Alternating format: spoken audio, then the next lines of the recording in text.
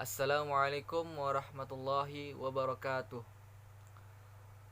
Perkenalkan, nama saya Marwan Syah, NIM 20051060084, kelas B, angkatan 2020. Baiklah, di sini saya akan membuat sebuah video tugas dengan mata kuliah Manajemen Penjas Orkes dan oleh dosen pengampu yang bernama Muhammad Ramli SPD MPD. Oke, langsung saja. Di sini saya telah mendapatkan sebuah materi yang sudah ditentukan oleh beliau, yaitu materi dasar-dasar manajemen pendidikan. Yang di dalamnya saya telah mengambil materi tentang manajemen sumber daya manusia dalam pendidikan. Baiklah, langsung saja di bagian poin A. Mengenal manajemen sumber daya manusia merupakan bidang strategis dari organisasi.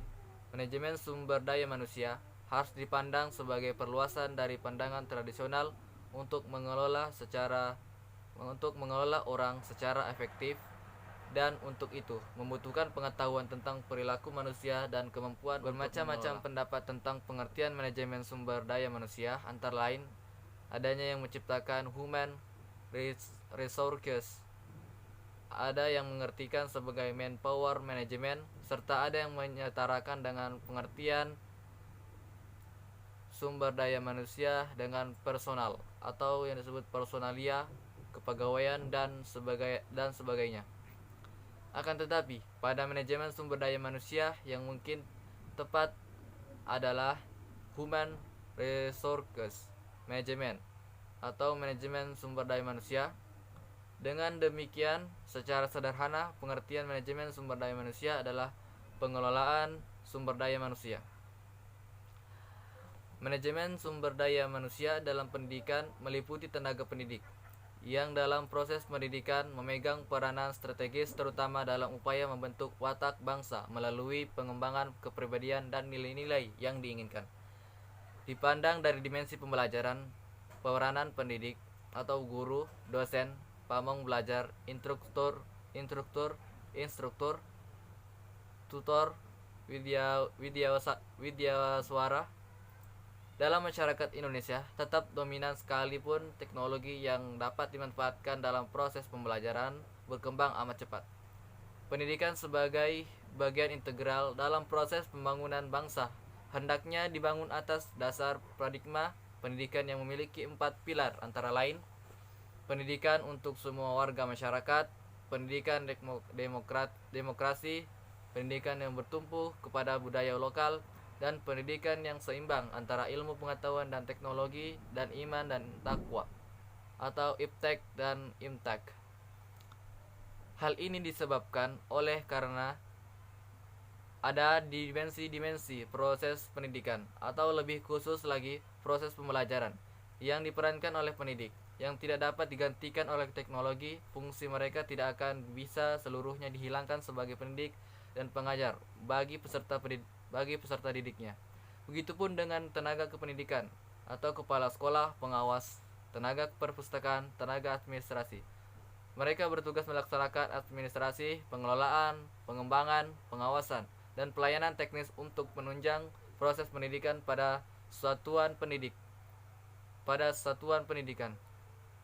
Sehubungan dengan tuntunan ke arah profesionalisme tenaga pendidik dan kependidikan, maka semakin dirasakannya desakan untuk meningkatkan mutu pendidikan pada setiap jenis dan jenjang pendidikan yang telah menjadi komitmen pendidikan nasional. Isu klasik yang selalu muncul selama ini ialah usaha yang paling tepat untuk meningkatkan mutu pendidikan melalui peningkatan mutu pendidikan dan tenaga kependidikan. Oleh karenanya, penting untuk memahami terlebih dahulu bagaimana mengelola pendidik dan tenaga kependidikan tersebut.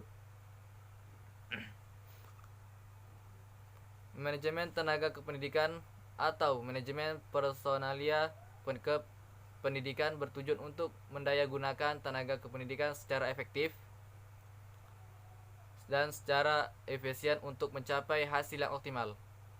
Namun tetap dalam kondisi yang menyenangkan untuk mewujudkan keseragaman keperlakuan dan kepastian hukum bagi tenaga kependidikan sekolah dasar dalam melaksanakan tugas dan fungsi, wewenang dan tanggung jawabnya sesuai dengan ketentuan perundang-undangan yang berlaku. Baik, di poin B, tenaga pendidik sebagai sumber daya. Pertama, pengertian tenaga pendidik Undang-Undang Nomor 14 Tahun 2005 tentang guru dan dosen. Guru adalah pendidik profesional dengan tugas utama mendidik, mengajar, membimbing, mengarahkan, melatih, menilai dan mengevaluasi peserta didik pada pendidikan anak usia dini melalui jalur formal, pendidikan dasar, dan pendidikan menengah.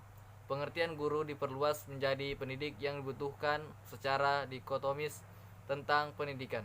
Pada bab 11 tentang pendidikan dan tenaga pendidikan dijelaskan pada ayat 2, yakni pendidikan merupakan tenaga profesional yang bertugas merencanakan dan melaksanakan proses pembelajaran, hasil motivasi berprestasi, melakukan bimbingan dan pelatihan serta melakukan penelitian dan mengabdikan kepada masyarakat, terutama bagi pendidik pada perguruan tinggi. 2. Pengembangan tenaga pendidik. Tenaga pendidik merupakan profesi yang sangat penting dalam kehidupan suatu bangsa. Hal ini tidak lain karena posisi pendidikan yang sangat penting dalam konteks kehidupan bangsa. Pendidikan merupakan unsur dominan dalam suatu proses pendidikan, sehingga kualitas pendidikan banyak ditentukan oleh kualitas pendidikan dalam menjalankan peran dan tugasnya di masyarakat. Dengan mengingat hal tersebut, maka jelas bahwa upaya-upaya untuk terus mengembangkan profesi pendidikan guru menjadi suatu syarat mutlak bagi kemajuan suatu bangsa, meningkatnya kualitas pendidik, dan mendorong pada peningkatan kualitas pendidikan baik proses maupun hasilnya. Dalam konteks Indonesia dewasa ini, nampak kecenderungan makin menguatnya upaya pemerintah untuk terus mengembangkan profesi pendidikan sebagai profesi yang kuat dan dihormati sejajar dengan profesi lainnya yang sudah lama berkembang. Hal ini terlihat dari lahirnya Undang-Undang Nomor 14 Tahun 2005 tentang guru dan dosen.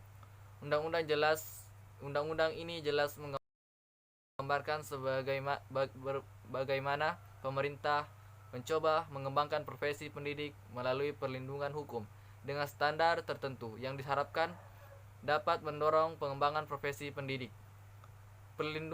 Perlindungan hukum memang diperlukan terutama secara sosial agar civil effects dari profesi pendidikan mendapat pengakuan yang memadai. Namun hal itu tidak serta-merta menjamin berkembangnya profesi pendidik secara individu. Sebab dalam konteks individu justru kemampuan untuk mengembangkan diri sendiri menjadi hal yang paling utama yang dapat memperkuat profesi pendidik.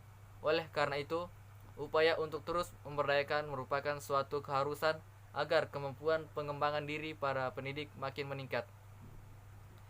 Dengan demikian, dapatlah dipahami bahwa meskipun perlindungan hukum itu penting, namun pengembangan diri sendiri lebih penting dan strategis dalam upaya pengembangan profesi. Ini didasarkan beberapa alasan, yaitu 1. Perlindungan hukum penting dalam menciptakan kondisi dasar bagi penguatan profesi pendidik, namun tidak dapat menjadikan substansi pengembangan profesi pendidik otomatis terjadi. 2. Perlindungan hukum dapat memberikan kekuatan legal atau legal power pada pendidik, namun akan sulit menumbuhkan profesi pendidik dalam melaksanakan peran dan tugasnya di bidang pendidikan. Yang ketiga, mengembangkan diri sendiri dapat menjadikan profesi pendidik sadar dan terus memberdayakan diri sendiri dalam meningkatkan kemampuan berkaitan dengan peran dan tugasnya di bidang pendidikan. Keempat, Mengembangkan diri sendiri dapat memberikan kekuasaan, keahlian, atau expert power pada pendidik, sehingga dapat menjadikan pendidik sebagai profesi yang kuat dan penting dalam proses pendidikan bangsa. Oleh karena itu, pendidik mesti terus berupaya untuk mengembangkan diri sendiri agar dalam menjalankan peran dan tugasnya dapat memberikan kontribusi yang signifikan dalam upaya meningkatkan kualitas sumber daya manusia bagi kepentingan pembangunan bangsa yang maju dan bermoral sesuai dengan tujuan pendidikan nasional. Baiklah, itulah tadi hasil presentasi saya. Kurang dan lebihnya mohon dimaafkan. Saya akhiri. Sekian dan terima kasih. Wassalamualaikum warahmatullahi wabarakatuh.